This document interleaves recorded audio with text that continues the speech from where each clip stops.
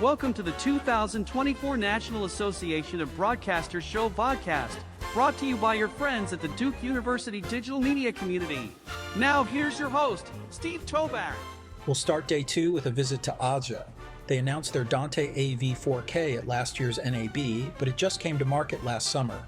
The unit transports up to 4K Ultra HD 60p RGB 444 HDR video and up to 12 channels of audio output over cost-effective 1GbE networks, ensuring low latency and high-quality transmission.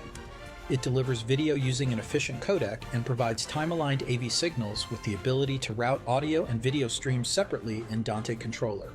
It's compatible with Audinate Dante Controller and Dante Domain Manager software on macOS and Windows platforms.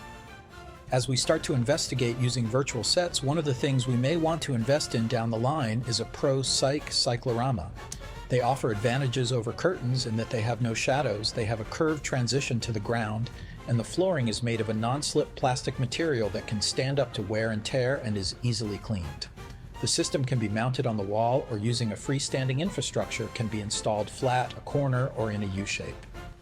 Another important consideration when creating virtual sets is the hardware that subtracts the green and inserts the picture of the set. Although there are many software solutions for this, professionals tend to offload this task to dedicated hardware. Blackmagic purchased the leader in chroma key, Ultimatte, several years ago. They are now lowering the entry to dedicated chroma key hardware with the $495 Ultimatte HD Mini. While the processing is very similar to their $2,500 large processor, the Mini offers more user-friendly HDMI inputs and web interface, as well as a 6GB frame store to hold the image of your virtual set. Riverside provides online studio services for high-quality podcast and video recording and editing. We've been on the client side of several radio and television stations using Riverside to conduct interviews with our faculty. It certainly has advantages over Zoom with regard to quality and workflow. I met our account executive, and if there's interest about exploring how we might use the product ourselves, they're happy to set up a meeting or a demo. Map Creator was one of those booths that I walked by and then doubled back thinking that it's probably too expensive, but it might be useful for creating content for classes, or our marketing and communications folks might be interested in some cool animated maps. I'm glad I stopped because as long as you don't need any customization, the tool's free for educational users. Click on the link in the description for a free trial, and if there's interest, we'll see about getting a license for Duke. Blackmagic is again pushing the bounds of low-cost, very high-resolution digital film cameras.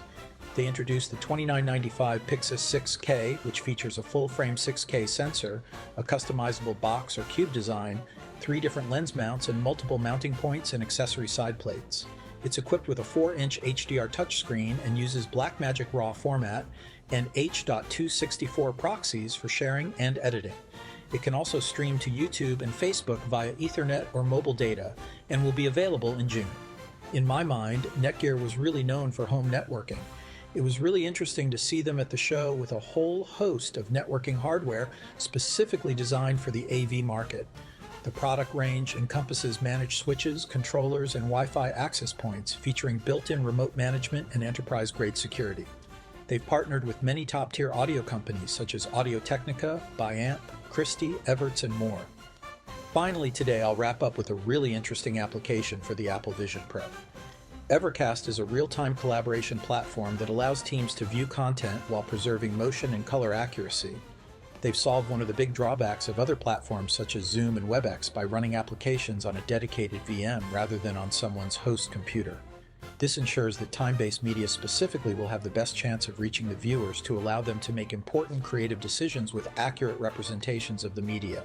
They worked with Apple to embed their application in the Apple Vision Pro to give creative professionals or researchers the ability to immerse themselves in the content that they are reviewing and discussing.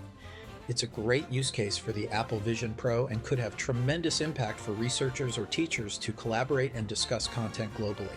While they did show use of the Blackmagic switcher within their application, it wouldn't make sense to pay for their monthly service fee just for that use case. It did prove that it could be done. That's it for today. We'll see you tomorrow with some more cool stuff from the NAB show in Las Vegas.